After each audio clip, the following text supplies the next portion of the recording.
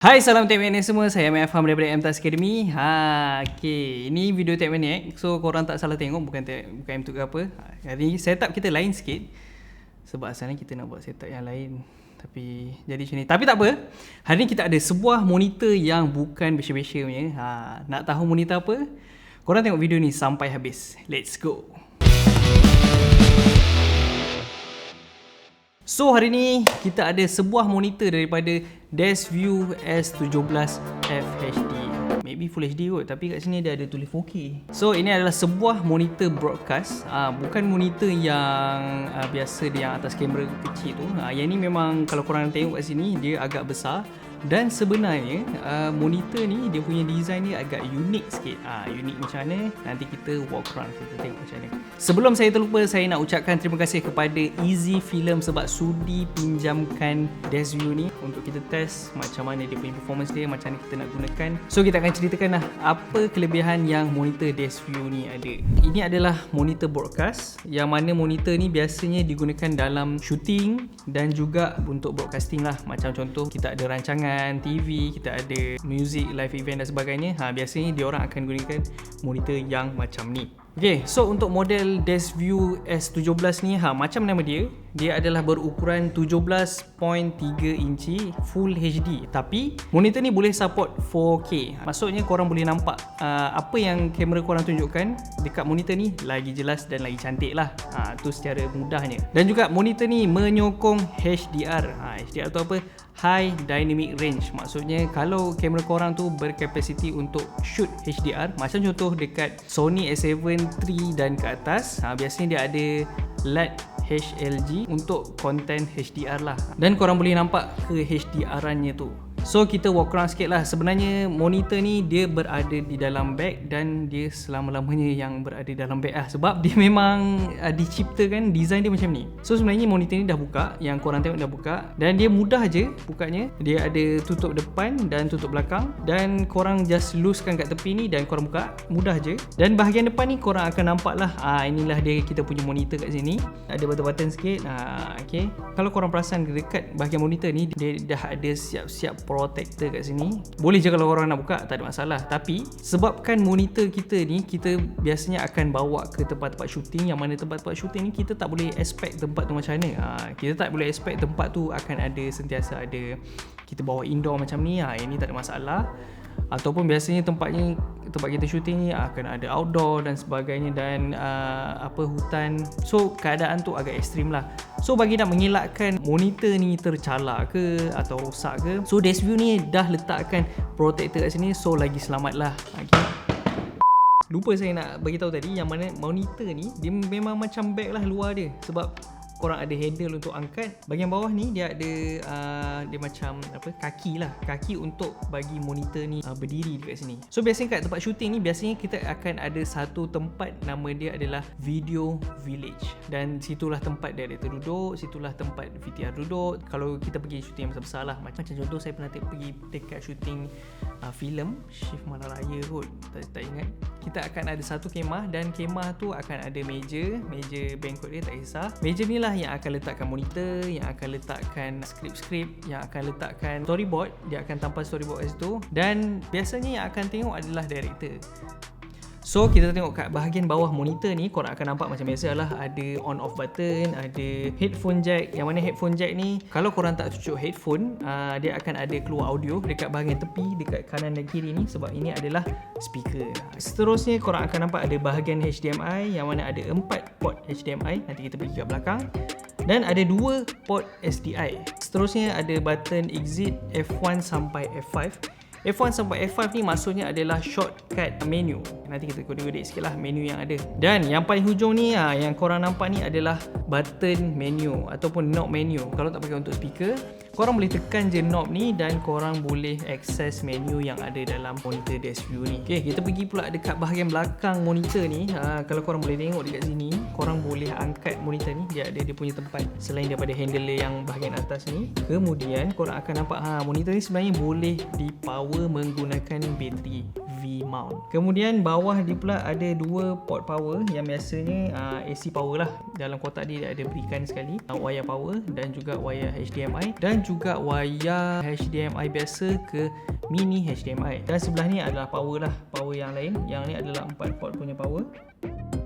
So bawah bahagian USB port ada 4 input HDMI port. Yang mana HDMI port ni boleh 4 HDMI kamera secara serentak connect dengan monitor ni. Dan ada satu output HDMI yang mana contohlah kalau tak cukup monitor, kita nak outputkan monitor kita ni ke monitor yang lagi satu. Dan bawah bahagian HDMI port ni adalah kita ada SDI ataupun biasanya dekat industri kita sebut BNC. Tak kisahlah ada yang sebut SDI, ada yang sebut BNC, mana-mana, tapi dua benda tu sama je. Dan juga satu output SDI. Dan itu sajalah untuk port yang dekat sini. Okay, maybe korang pening sikit input output.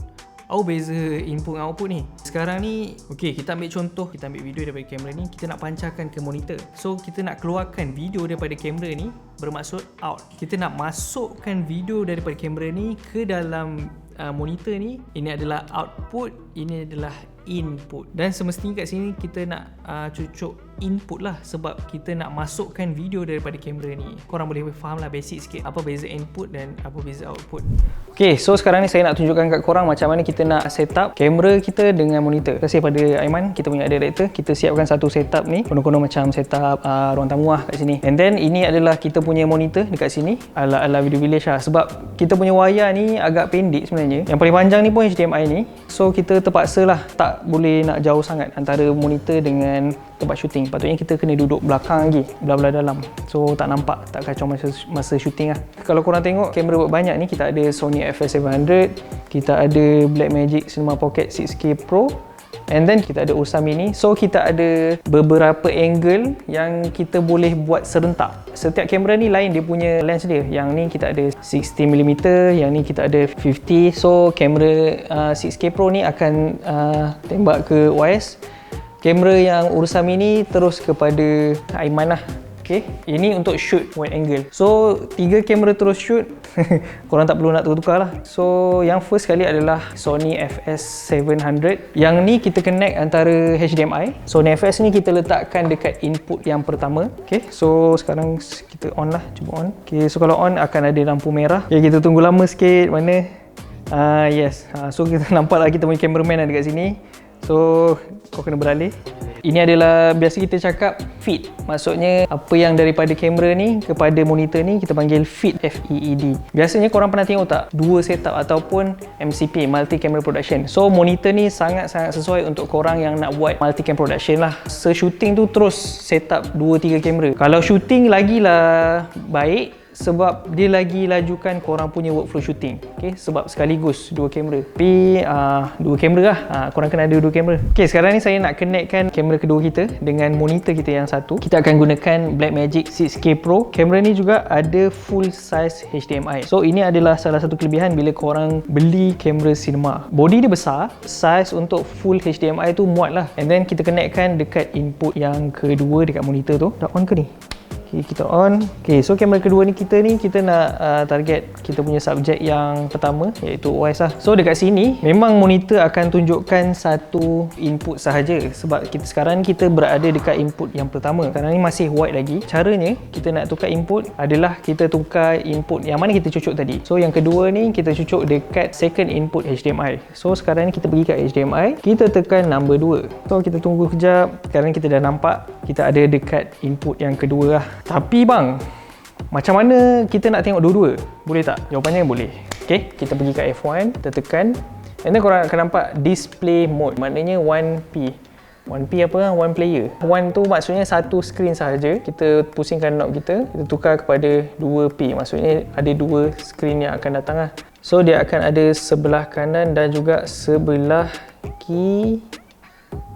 So tadi kita ada beberapa, dia macam konflik kot. Dia macam baca antara HDMI dengan SDI. Kalau yang sempurna sekarang ni lah, kalau korang tengok kat sini, kita dapat connection ni betul-betul lah. Wide, kamera 1, dan kita dapat close up untuk kamera 2. And then kalau korang tengok, yang ni lah, dia punya lampu ni 2 warna ni. Sebab input kita kalau korang tengok kat sini, Dua-dua kat input 1 dengan input 2. Memang sepatutnya dua-dua ni yang berlampu. Ni maknanya kita dah dapat yang betul lah. Okay, cara dia kalau satu tu hilang dia punya ni, sebab kita tak ada kat 4 sebenarnya, kita ada kat 1. Okay, 1 and 2. Kita cuba cari dekat kita punya input setting kat bawah sekali, and then tekan knob untuk enter. Okay, untuk top kita dia detect HDMI 4, means tak ada pun, kita tak connect pun lagi HDMI 4. Kita cari ke HDMI yang kedua, and then kita tekan exit. Automatik dia akan ada lah, dia akan detect balik kedua-dua input yang kita masukkan tadi. Okay, yang ni picture in picture lah, maksudnya yang dalam gambar ni ada gambar ni. So sebenarnya korang boleh pilih sama ada nak yang kecil ni input yang first ataupun yang besar input yang second, ataupun sebaliknya pun boleh. So tak ada masalah, korang boleh configure dalam menu dia. Okay, so setup sekarang ni saya nak tunjukkan kita nak connect kamera yang ketiga. Tapi kali ni kita tak gunakan HDMI, kita gunakan SDI. Jom saya tunjukkan kat korang. SDI ni kita dah root dah daripada kat sini. Inilah adalah wayar SDI ataupun orang panggil BNC kalau kat industri. So kita lalukan sana ke kamera kita yang Blackmagic Ursa Mini, dan kita connect SDI kita dekat input yang pertama dekat sini. Jom kita tengok kat monitor. Okay, so untuk kamera ni saya target untuk shoot Aiman yang tengah tidur tu. So kalau korang tengok kat sini kita punya tripod, sebab kita dah kehabisan tripod, kita dah ada 1, 2, 3. Dan ni tripod yang terbaik lah yang kita ada. And gunakan ni kita punya head kita just gunakan ni je, gaffer tape je. Kita gunakan lens active 5mm dekat sini yang ada custom made kat sini. Ini pun one of kelebihan yang bila korang gunakan kamera cinema yang ada port SDI, port HDMI. So senang lah nak connect dengan benda-benda yang macam monitor, senang nak juga nak connect dengan, kalau korang nak tambah power lagi dekat korang punya kamera, connect dengan bateri dan sebagainya lah. Okay, itu kelebihan dia. Okay, bila korang tanya kan apa beza kamera kecil dengan kamera cinema ni, sekarang kita dah ada 3 kamera yang kita connect dekat monitor ni. So macam mana korang nak tengok dia, korang just tekan dekat F1 ni, and then korang akan nampak display mode. Kita cari yang 3 tak ada, dia terus 4 feet terus lah, and then kita tekan enter. So 1, 2. Kalau tak ada juga kita kena configure dekat menu. Kita pergi ke SDI 1, and then kita kena exit, and then ada. Sebenarnya boleh sampai 4. Tak cukup kamera, kita ada 3 je, yang satu lagi kita guna sekarang ni. So kat sini korang boleh nampak lah ada 3 feed. Aiman 1, yang ni kita fokus kat subjek yang satu lagi. Yang ni fokus kat subjek sebelah dia, yang ni kita ambil wide shot. Kalau korang dengar sekarang ni, tak pasti kenapa yang SDI dia boleh deliver sekali dengan audio. Sekarang ni korang akan dengar suara saya ni, dia akan capture kat sana, and then dia akan dengar balik kat sini sebab kita dekat kan. So better korang gunakan headphone lah untuk dapatkan sound yang lagi better lah. Kita nak elakkan daripada sound yang echo ataupun bergema. Okay, so kalau korang nak access menu, korang boleh tekan knob kat sini, and then korang akan nampak menu dekat bahagian sini. So caranya just pusing je. Kalau korang nak access bahagian situ, korang kena tekan kat bahagian ni juga. Okay, ini adalah dia punya main menu dia. Ada assistant, color setting, orang boleh display setting pun ada, shortcut, audio dan sistem. Semua setting ada dekat sini. Ada assistant dia, yang mana assistant ni dia akan bekalkan macam monochrome, center mark, force color pun ada, safety border. Kenapa dia je safety macam tu? Make ratio, make color, dan ni lah bateri dan sebagainya lah. Contoh monochrome ni kalau kita tekan lagi enter, korang pusingkan, ada red. Ini kalau korang betul-betul nak tengok color yang korang nak cari biru tu macam ni lah. Okay, black and white pun kalau korang nak tengok shoot black and white, korang boleh tengok dari sini. Center mark ni dia macam macam COD punya apa, red dot, macam red dot macam tu lah. Force color ni macam biasa, cuma force color dia agak berbeza sikit. Dia punya bacaan dia, biasa kita baca warna yang kelabu dan sebagainya. Ini lain sikit lah. Tapi korang boleh tengok dekat bahagian sini 70, 100. Kalau kita ada dekat beberapa feed, korang tak boleh tukar macam false color dan juga monochrome. Tapi yang lain-lain tu masih available lah. Color setting. Okay, color space sekarang kita off. Tapi biasanya kalau korang gunakan Red 7 online, korang boleh on kan dekat sini. Ataupun kita ada DCI-P3. So untuk korang yang tertanya berkenaan brightness, boleh tak kita adjust brightness? Sebenarnya boleh. Sekarang kita ada dekat 50% brightness kita. So kita boleh naikkan lagi.